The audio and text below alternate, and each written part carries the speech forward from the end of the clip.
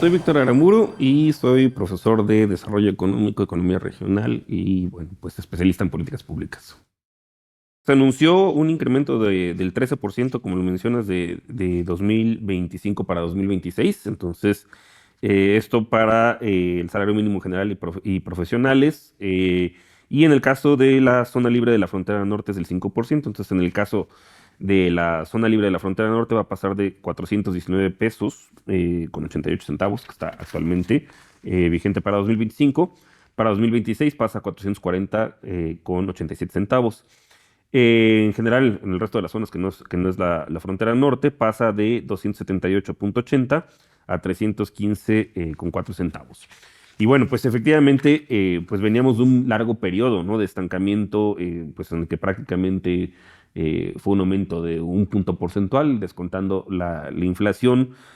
Básicamente, pues desde 1999 no hubo aumentos hasta 2015 y digo, fueron muy, muy pequeños los que se empezaron a dar en la administración de Enrique Peña Nieto, pero pues prácticamente pues en estos en 15 años no hubo aumentos y de hecho pues hubo un declive, ¿no? O sea, desde que se instaura el periodo neoliberal, bueno, están aquí los datos de 1988, pero en realidad es un poco desde antes, ¿no? Como desde el 84, pues más bien va perdiendo poder adquisitivo, ¿no? Cuando cambia el modelo económico que tenemos anteriormente, el desarrollo estabilizado, el desarrollo compartido, y se instaura ya el modelo neoliberal a partir de los años 80, pues prácticamente no hay aumentos sustanciales y lo que empezamos a ver pues es que de 2018 a 2026, ya con este nuevo aumento del 13%, pues hay un 154% de incremento en términos reales. ¿Qué quiere decir esto de términos reales? Quiere decir ya descontando la inflación, porque muchas veces también dicen, "No, bueno, pues es que, ¿qué tal que la inflación, en general, el incremento generalizado en los precios de la canasta básica, pues es mayor? No, aquí lo estamos diciendo ya descontando ese efecto, que además sí lo hay, ¿no? Digo, y pues también otra característica del modelo económico de la Cuarta Transformación, que mucho fue el petate del muerto, ¿no? En 2006, pues, y que además es uno de los mitos, ¿no? Que se cayó, pues es que si había aumento en el salario mínimo, pues México iba a perder competitividad o se iba a disparar la inflación. Y lo que hemos visto, pues eso no ha sido el caso. Digo, si hubo una inflación ligeramente alta a partir de 2021, 2022, que se rompe el confinamiento, ¿no? Se reanudan las actividades presenciales después de la pandemia, pero esto más, esta inflación fue a nivel mundial, o sea, no fue un fenómeno exclusivo de México y mucho tuvo que ver, pues que más bien fue un choque de oferta. O sea, al interrumpirse los flujos comerciales entre los países, particularmente de China hacia el resto del mundo, pues hubo una escasez grande de muchos insumos, por ejemplo, en el caso de los chips y semiconductores, y eso hizo que se incrementaran pues, el costo de un montón de cosas, ¿no? O sea, por ejemplo, los automóviles, luego también la guerra entre Ucrania y Rusia, pues eso disparó el precio tanto de los energéticos, porque Rusia es un gran jugador a nivel internacional, tanto de gas como de petróleo, y el gas además es un insumo para producir fertilizantes. Pero también los dos países, tanto Ucrania como Rusia, son grandes productores de trigo y bueno, pues eso hace que también se encarezcan otros sustitutos imperfectos, como en este caso puede ser el maíz. Pero, pues si lo vemos, por ejemplo, cuánto fue la inflación acumulada durante el sexenio del presidente López Obrador, fue de 32,1% en total. En cambio, digo, nomás por hacer una comparación, en el sexenio de Ernesto Zedillo fue de 226%, ¿no? Y además sin aumento al salario mínimo. Entonces, pues ese fue un mito, ¿no? Que se iba a disparar la inflación si subían los salarios, eso no es cierto. De hecho, pues el costo laboral en México es muy bajo, es apenas del 12% del costo total en promedio, ¿no? Para las empresas. Y de hecho, bueno, pues hasta los propios empresarios cuando se les pregunta, digo, evidentemente pues varía, ¿no? O sea, no es lo mismo ser un gran empresario, una empresa con mucho capital que ser un negocio familiar, ¿no? Ahí también las cosas cambian. Pero bueno, pues en promedio ellos lo que dicen es que en realidad su mayor preocupación es el sector externo, ¿no? O sea, la amenaza de imposición de aranceles, eso para el 15,1% de los empresarios, mientras que pues los costos salariales pues solamente es una preocupación para el 1,6%. Entonces, ese fue un mito, ¿no? O sea, la cuestión de la inflación, que íbamos a perder, que se iba a disparar la inflación. Y por el otro lado también la competitividad, o sea que bueno, ya no iba a llegar la inversión extranjera directa, ¿no? Si se incrementaban los salarios en México, y de hecho se fue mucho el pretexto, ¿no? Para mantenerlos, y pues también lo que vemos es que es un mito. Nuevamente, haciendo una comparación, en el sexenio del presidente López Obrador, la llegada de inversión extranjera neta fue de aproximadamente 14.5% del PIB, mientras que, por ejemplo, en el caso de Cedillo, ¿no? El gran privatizador, pues, fue del 14.1, con Calderón del 13.6. Entonces, pues ese también es otro mito neoliberal, que además no solamente es la cuestión de, que, bueno, además es la principal, evidentemente, que beneficie a la gente, ¿no? Estos aumentos, que pueda comer mejor, ¿no? Y eso de manera sistemática lo vemos también en encuestas como la encuesta nacional de ingreso-gasto de los hogares, que se publicó en 2024, pues que ahí lo que vemos es que también la gente está comiendo más y más variado, ¿no? Entonces, eso influye en esa dimensión, pero pues por otro lado también digamos que la parte ideológica pues sirve para desmitificar pues cosas que ya nada más repetían como pericos, ¿no? Ahí en Banjico, hay gente que todavía sigue repitiendo en Banjico y en ciertas instituciones pues muy tomadas, ¿no? Entonces, y bueno, también hay que resaltar que de acuerdo con un estudio de la Comisión Nacional de Salarios Mínimos, y eso también lo vimos en esta encuesta en la NIC, pues alrededor de la mitad de las personas que salieron de la pobreza, ¿no? Que en el sexenio del presidente López Obrador fueron 15.8 millones de personas que salieron de la pobreza moderada y 5.2 millones de la pobreza extrema, esto en pobreza por ingresos, ¿no? Ya sería otro tema hablar de la multidimensional. Pues también vemos que la pobreza moderada bajó por ingresos, pasó del 49.9% de la población, es decir, prácticamente la mitad, a poco más de una tercera parte, 35.4%, y la pobreza extrema de 14% de la población a 9.3%. La mitad de este efecto, de esta reducción de la pobreza, se debe a la política de salarios mínimos, porque no solamente beneficia a los trabajadores formales, eso también hay que decirlo, las personas que trabajan en el sector informal también se ven beneficiadas. Digo, ¿dónde lo pueden ver así clásico? En un lavado de coches. O sea, cómo ha aumentado también el precio del lavado de coches. Y normalmente porque, pues, y también hay que hacer esa precisión. No es lo mismo ser un trabajador informal que ser un trabajador del sector informal. O sea, son cosas parecidas y relacionadas, pero diferentes. Un trabajador informal, hay muchos trabajadores informales dentro del sector formal. Es decir, ¿qué caracteriza a un trabajador informal que no tiene prestaciones, no tiene un contrato?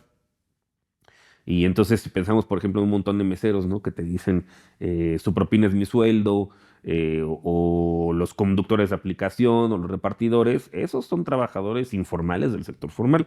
Y luego están efectivamente los trabajadores del sector informal, como se pone ahorita el ejemplo, que no debe ser el caso, pero lavacoches, pensando, bueno, también la gente que está en los tianguis, ¿no? O los jornaleros agrícolas, que son los más pobres entre los pobres, pues también utilizan como referencia el salario mínimo a la hora de hacer ellos sus negociaciones con los patrones y pues pedir alzas. Y de hecho, pues a eso se debe en buena medida también la caída en la pobreza. Pues mencionábamos anteriormente, pues que muchos de los pretextos, ¿no? Para no subir el salario mínimo era que pues se iba a espantar la inversión, ¿no? Ya vemos que eso no es cierto, que de hecho hasta llegó más. Y por otro lado, bueno, que se iba a disparar la inflación, pero pues entonces digo, aquí básicamente hay una cosa que se llama de distribución funcional del ingreso, que es básicamente cuando se le paga a los factores de producción, al capital y al trabajo.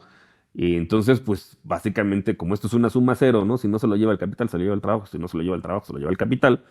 Pues hubo alguien ahí que se estuvo enriqueciendo, o varios, ¿no? Que se estuvieron enriqueciendo, pues mucho más de lo debido, ¿no? Como tal. Todavía estaba viendo esas cifras recientemente, las acaba de publicar la Organización Internacional del Trabajo. Y si no me equivoco, México es una anomalía y sigue siendo efectivamente todavía bastante margen para seguir incrementando los salarios.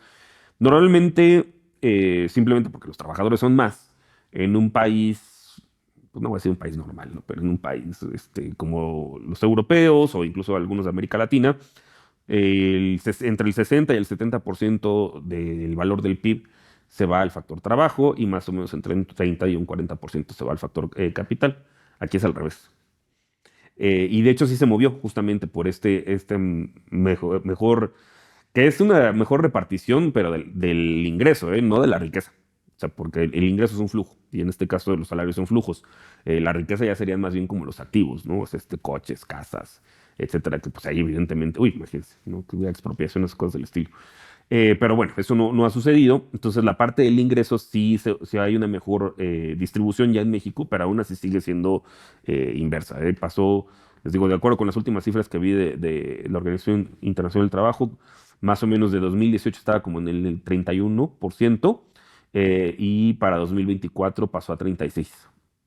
O sea, sí hubo un incremento de 5 puntos porcentuales, pero eso quiere decir que está de lo que se llama el factor trabajo, el labor share le llaman en inglés, pero eso evidentemente implica pues que sí hay un espacio grande. Y digo, y si lo vemos, pues cómo estaba el salario mínimo de México respecto al resto de América Latina, pues en 2018 estábamos hasta el final, ¿no? De la distribución, trayéndola a precios actuales, ¿no? Porque pues, en aquel entonces eran como 80 y tantos pesos, pero digamos que trayéndola a pesos que nos suenen, ¿no? De 2024, estaba en 136 pesos el salario mínimo por día, mientras que, por ejemplo, en el caso de Chile, pues estaba en 415, ¿no?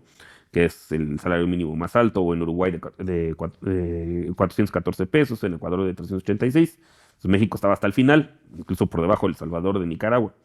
Ahora, pues es al revés, o sea, México, digo, no está al principio, o sea, el salario mínimo más alto sigue siendo el de Chile, en 500 pesos, pero México ya se encuentra en el sexto lugar, con esta cifra que ya mencionábamos de 371 pesos en promedio, ¿no? Porque se está considerando también el de la frontera norte y el del resto del país. En cambio, pues países que están siguiendo el modelo liberal, pues en Argentina ya es de 196, ¿no? Para 2024, 196,72 centavos en pesos mexicanos, siendo que pues antes el salario mínimo en Argentina en 2018 pues era de 307 pesos. Sí, sí, sí, efectivamente, ese es uno de los grandes riesgos. Que yo honestamente viendo, pues también después de la marcha, ¿no? Del 6 de diciembre, del meeting del 6 de diciembre, y pues la aprobación de la presidenta por arriba del 70%, el logro del plan C, yo honestamente veo bien difícil que regrese la derecha a México, ¿no? Y más luego viéndolos también cómo se comportan, ¿no? Y además que parece ser que no han aprendido nada, ¿no? Siguen el mismo clasismo, el mismo racismo, incluso yo pensaría ya que está exacerbado. Pero sí, efectivamente, no hay que bajar la guardia, ¿no? O sea, no hay que dar estos logros por sentados, porque, pues digamos que en el mejor de los casos sería que los vuelvan a congelar, ¿no? Otros 30 años sin incrementos, y pues en el peor de los casos sería que pasara lo que pasa en Argentina, ¿no? Que pues ahora su salario mínimo pues es de la mitad más o menos, no, un poquito más, pero sí perdió alrededor del 30%, 30-40% pues del valor, ¿no? Y en términos reales. De hecho, está en la Constitución, o sea, eso es lo interesante, ¿no? Que todos estos gobiernos neoliberales, pues lo violaron la Constitución de manera sistemática, pues durante décadas. Y lo que dice la Constitución, y de hecho es la meta que se ha puesto, si no recuerdo mal, hacia 2030, es que un salario mínimo alcance para comprar dos y media, ¿no? Canastas básicas. ¿Y esto por qué? Bueno, pues porque se parte del supuesto que una familia convencional, tradicional, promedio, por decirlo en México, tiene cuatro integrantes, bueno, 3,7, pero digamos, subamos a cuatro, y entonces de los cuales probablemente dos sean dependientes económicos, o sea, dos sean hijos, ¿no? Digo, podrían ser padres también, pero, y entonces lo que se espera, bueno, pues es que con el salario de una persona, pues le alcance para él, y para un hijo, y probablemente un cachito más, ¿no? O sea, que aún así, de todas maneras, no sería el modelo de la familia tradicional, esa que hablan mucho los panistas, de donde la mamá pues, no trabaja, ¿no? Y se dedica al puro, bueno, sí trabaja, pero no monetizado, sino que se dedica a los cuidados. Pues no, eso no, o sea, no se está pensando en un modelo de familia como tal, pero sí que al menos alcance pues para dos personas y media, ¿no? Le llaman adulto equivalente luego. Esa sería, digamos, la cifra mágica, que ahí vamos, todavía no se logra, pero al menos ya no se está violando la Constitución, ¿no? O sea, el salario mínimo alcanza pues, porque antes ni para eso, o sea, era ridículo, ¿no? Que el salario mínimo estuviera por debajo del valor de la canasta alimentaria, ¿no? O de la canasta de pobreza, entonces pues es hasta ridículo. O sea, ni trabajando puedo sobrevivir, y ahora sí, ¿no? Ahora sí está por arriba del valor de esa canasta monetaria, pero sí se esperaría que aumente. Más o menos, a ver, es que necesitaría buscar el valor de la canasta, en cuánto anda, porque ahorita de hecho ya está por arriba, ¿eh? Pero, pues así más o menos, la mediana de ingreso en México son como 16,000 pesos, de acuerdo con la última, encuesta nacional de ingreso-gasto de los hogares. Entonces yo pensaría que más o menos anda por ahí, entre los 16 y 17 mil pesos. También digo, depende de dónde esté uno, ¿no? O sea, porque además también el costo justamente de esta canasta alimentaria pues varía, ¿no? Dependiendo de las regiones. De hecho, hay varias, ¿no? O sea, hay una, por ejemplo, para zonas rurales, donde ahí se parte del supuesto que la gente en zonas rurales no es tanto que las cosas sean más baratas, sino que tiene un ingreso no monetario, ¿no? O sea, un mecanismo de aseguramiento como podría ser la milpa, y entonces que parte de esa producción de traspatio pues lo utilizan, ¿no? Entonces este es un ingreso no monetario, por lo tanto la canasta alimentaria que se utiliza, bueno, tanto de pobreza moderada como de pobreza extrema, se supone que es menor que en el caso de las urbanas, donde pues ahí sí cuál producción de traspatio voy a tener yo en mi casa, ¿no? Y entonces dependemos más de las fuerzas del mercado, ¿no? Para adquirir los satisfactores del bienestar, que en este caso, pues no solamente es comer, ¿no? O sea, también es vestido, vivienda, calzado, educación y hasta esparcimiento. Si me preguntas, deben incluir esa parte, ¿no? Un mínimo de ocio, que también pues, debería ser un derecho. Entonces, ahí varía esa cifra, ¿no? Probablemente lo que en zonas rurales, por este supuesto, el ingreso no monetario sea menor, y mientras que en zonas urbanas, pues sea mayor. Y esta cifra de la mediana, pues sí estamos hablando que el 50% de los hogares mexicanos, y es por hogar, ¿eh? O sea, se está suponiendo ahí que hay al menos dos personas económicamente activas, pues tienen un ingreso, juntando los dos, de 16 mil pesos al mes, de ahí para abajo. Y luego de ahí, pues, a el... Porque también es uno de los grandes mitos. Luego uno tiende a pensar, pues es que el 10%, no, ahí es donde está la mayor dispersión, en realidad, del ingreso. O sea, digamos que para panzar, ¿no? Al 10% más rico es un ingreso por hogar de 37 mil, 38 mil pesos, más o menos. O sea, si tienes un ingreso de 40 mil pesos por hogar, ya estás en el 10% más rico, ¿no? O sea, pero en realidad ahí, pues está el que pasa con los 40 mil pesos, pero en realidad, pues ahí también están Slim, que ya es otro mundo, ¿no? O sea, Slim, Larrea, hasta Salinas Pliego, ¿no? Antes de impuestos. Yo creo que era muy necesario, hablando del caso de Salinas Pliego, por ejemplo, pues eliminar la corrupción, ¿no? Que el presidente López Obrador siempre lo dijo. Pues ahí está el caso, ¿no? Y no es el único caso, digo, este es el caso más emblemático por ser el caso más cínico, ¿no? El de Ricardo Salinas Pliego, siendo solapado por el anterior Poder Judicial durante décadas, ¿no? Para no pagar impuestos. Que creo que la cifra ya va en los 80 mil millones de pesos, más lo que deben Estados Unidos. Pero así como él, hay un montón. También de los oligarcas, lo estamos viendo con el caso de Grupo México, las mineras, ¿no? O sea, yo también estoy viendo por ahí esa cifra de cuánto es lo que está recaudando, o ese cambio en recaudación por derechos mineros, pues se incrementó 10 veces, y simplemente aplicando la ley, ¿no? Durante la administración del presidente López Obrador. Digamos que esa es, le dirían los gringos, que es como agarrar oligarcas, ¿no? Como el caso de Salinas Pliego, pues es lo fácil, ¿no? Pero también yo creo que todos conocemos médicos, abogados, digamos profesionistas de niveles de ingresos no tan altos, evidentemente, como estos, pero sí altos, pues que siempre te dicen, oye, ¿lo quieres con IVA o sin IVA, no? Con factura o sin factura. Ahí hay otra evasión fiscal relativamente fuerte, ¿no? Que es ahí sí se van a requerir, y que lo están haciendo, ¿no? En la agencia digital, cruzar bases de datos. Y de ahí la importancia, por ejemplo, de tener una identificación que no teníamos. O sea, también somos una anomalía a nivel mundial que pues la única identificación estaba en manos del Instituto Nacional Electoral. Y ahí sí ya se van a poder cruzar datos tanto de seguridad social y no estar coleccionando números, ¿no? Del SAT, también de cuentas bancarias, etcétera, pues para ver más o menos ahí donde hay elusión o evasión fiscal. Creo yo, por ejemplo, otra parte muy importante, pues es que las entidades federativas y los municipios, y más ahora, es una oportunidad de oro que Morena tenga tanto sus gobiernos estatales y municipales, que empiezan a cobrar los impuestos que son a la riqueza, que en realidad son bien pocos, ¿no? Uno de ellos el predial y otro de ellos, pues la tenencia. Para los que vivimos aquí en la Ciudad de México, bueno, y también para los que viven allá en Querétaro, pues cuántos coches que pasan con placas de Guanajuato, o en el caso de la Ciudad de México con Morelos, pues en realidad es para evadir de los pocos mecanismos que tenemos de impuesto a la riqueza, no al ingreso, ¿no? Como sería el caso del ISR, el impuesto sobre la renta. Y también actualizar los catastros, creo yo. O sea, ahí también hay una fuente muy importante para que también los gobiernos locales pues puedan poner en marcha sus propios programas, ¿no? De acuerdo con sus necesidades locales, porque los programas que se han puesto ahorita en marcha durante la administración del presidente López Obrador, pues sí arreglan unos problemas que son de todo el país, ¿no? O sea, personas con discapacidad, adultos mayores que no alcanzaban a cotizar las semanas suficientes del IMSS para tener acceso a una pensión, madres solteras, ¿no? O jóvenes, ¿no? Cuyo costo de oportunidad, digo, son palabras, pero básicamente es que no les alcanza para ir a la escuela. El costo de oportunidad de la educación pues era alto. Y digamos que es un problema común en todos lados, pero también puede haber problemas locales que con ingresos locales se pueden solucionar de manera local. Entonces, en realidad son muy pocas las entidades federativas que recaudan bien. Una de ellas es, recuerdo el caso, evidentemente, es de la Ciudad de México, y otro por ahí, Quintana Roo, Quintana Roo tiene una característica, que es las entidades federativas pueden cobrar impuestos al hospedaje, y en realidad no tiene costo político, ¿no? Porque pues, es el europeo o el gringo que viene y se va y, pues, y no vota, ¿no? Entonces, ni lo ve, es impuesto. Yo creo que es otra oportunidad que también, pues, otras entidades federativas, que estoy pensando en el caso de Nayarit, ¿no? O de Jalisco, pues pudieran cobrar, en el caso de Nuevo Vallarta, ¿no? El caso de Baja California Sur, o sea, esa es otra fuente de ingresos que a lo mejor no tendría costo político y que ayudaría bastante.